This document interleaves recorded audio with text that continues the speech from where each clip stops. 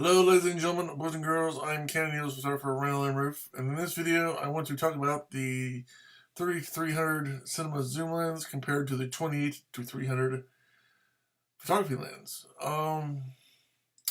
First of all, let's talk about the 30-300. Difference of 2 millimeters. It goes from, instead of going from 28 to 300, it goes from 30 to 300, so it's not a whole lot of loss of wide angle. A little bit of loss, but not enough to really worry about. Covers APS-C and Super 135mm sensors, suitable for 4K, 11 blade iris, geared for inner focusing, so there's no tromboning.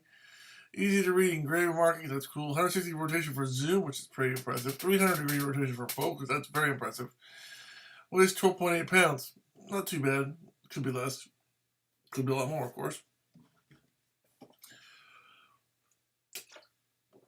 Okay, so let's start at the top.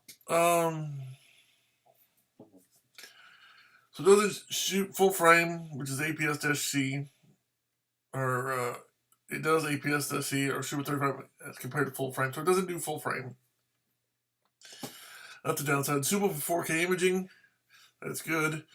11 blade iris, very good. Geared inner focusing reduces breathing, very good. Easy to read engraving markings, very good. 160-degree rotation. That means it can rotate, let's see, 180 would be halfway, so almost half, not quite halfway around, all right around the lens for zooming. 300-degree rotation for focus, that's almost, wow. 300 out of 360 degrees, that's pretty impressive. 12.8 pounds, yeah, not bad. It could be less, could be more. So I'm not going to complain about too much about that. It is, after all, professional lens, constructed of heavy-duty metal and glass. No plastic here, baby. It's all glass and metal. And then some paint on the outside. Now, compared to the 28-300, this lens is extremely more expensive. This lens is well, let's just say it. When you get down to it with taxes and shipping and all that, you're talking 45 grand. $45,000, which is incredibly expensive. The list price is $44,650. So with taxes and everything, it's going to be over $45,000. So this is not a cheap lens in any sense of the word.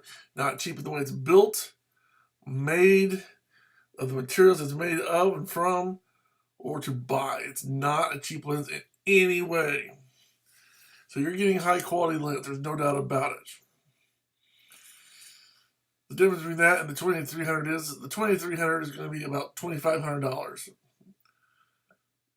So you're going to be able to get about 30 lenses. Let's see, 44,000 by 2. Well, 2 times 20 would be 40. So you can get about 21 lenses of the 28-300 for the same price of one 30-300. So obviously it's a lot more expensive. So the 2300 has autofocus capabilities, whereas the zoom lens, the cinema zoom lens, does not. However, the 2300 has the tromboning effect, where you have to extend the lens or make it longer or shorter to zoom in and out, which a lot of people nowadays don't like. They like all the zooming, or the mechanism for the zooming to be internal of the lens, not on the actual outside of the lens. At least professionals nowadays, that's what they want. They want all of the zooming to be done internally. They want the outside of the lens to stay the same size, which I can understand. That makes sense. I mean, for me, that's not a big deal, but I can understand why some professionals would want that, and some amateurs as well. So it doesn't do that, but then, like I said, for the price point, neither one of the lenses is cheap. But this one, the 2300, again, you can buy 11 of those for the price of one of these 3300. So approximately, maybe at least 10 of them, maybe 11, maybe more, maybe 12, depending on where you get it. If there are any sales, but basically, as far as the focal length, you're gonna get a little bit better as far as the 2300. because you can go a little bit wider. But overall, that's not really a concern because it's not that much of a difference. The fact that the 2300 does full frame and this lens, the 30-300 does not, that's something to think about, because you want to take advantage of the full sensor, and the 2300 does and the 30-300 doesn't. So that's something to think about. But again, it's just, there's trade-offs. There's trade-offs on the high end, there's trade-offs on the low end. There are some things that the low end lens does that's better and worse, and the same thing's true with the cinema lens. There's something it does and doesn't do that are better, and some that does that are worse. So you just have to consider what you're going to be doing, how you're going to be using it, what kind of work are you doing. Are you serious about if you're serious about your zoom lens and you're going to be doing video, or all you do is video, this is definitely going to be the lens, assuming you can afford it, or somebody you work for can afford it. Now, obviously, you can do still photos with this lens. You can do still photos with the 28-300. You can do video with the 28-300. You can do video with this.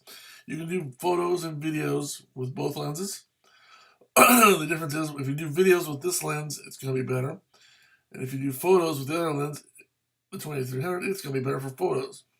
But again, you're still going to have good video and good photos no matter what lens you use. So, it's just a matter of what you're going to be doing. The cinema lens is designed for video, where the 28-300 is designed for photo. So there's things that video lenses need that photo lenses either don't need or don't need as much, and vice versa. So it's just, for me, it would be a matter of, at least right now, it would be a matter of economics. The 2300 is $2,500, which I can't even afford that now. So there's no way I could afford $45,000 for this lens. This would be awesome if they made this in with autofocus, and could use for like oh my gosh, that'd be so awesome if they made this lens with autofocus and everything it does. You could use it on instead of a still lens. That would be awesome. That would be incredibly awesome. Of course, I'm sure the price would be jacked up too. But of course, what I'd like to see is have this done for a photography that made this have the 30-300. Actually, what I'd like to see is a 25-500 with a 2.5 aperture all the way to a 25 aperture with a 2x built-in teleconverter instead of a 1.4 that comes with a 200-400 lens. So I'd like to have a 2.5 times teleconverter, an aperture of 2.5 to 25, and a zoom range of 25 to 500. That would be an awesome lens. And also, the same way you have a teleconverter on one side, on the other side you can put some macro lenses. So you switch on the, say, the left side, you got your 2 times teleconverter. You switch that off, go to the other side, turn it on, and you can flip over a lens that is a macro lens. So that would be cool. I mean, it's doable. It would be very expensive, but it's doable, and it would be really cool. But as far as this goes, 2300 or 3300, obviously I'm going to stick with the 2300 because of price. But I just described my perfect lens, or at least not the perfect lens, but the best lens. And I'm anxious to get a 28-300 Canon lens. I've got a 28-300. It's not a Canon lens. It's not as good as a Canon lens, and it does pretty good. In fact, it does real good in some instances. But I would love to have a Canon lens because it's even better. It's going to be sharper, faster, better, easier to use, and just built better.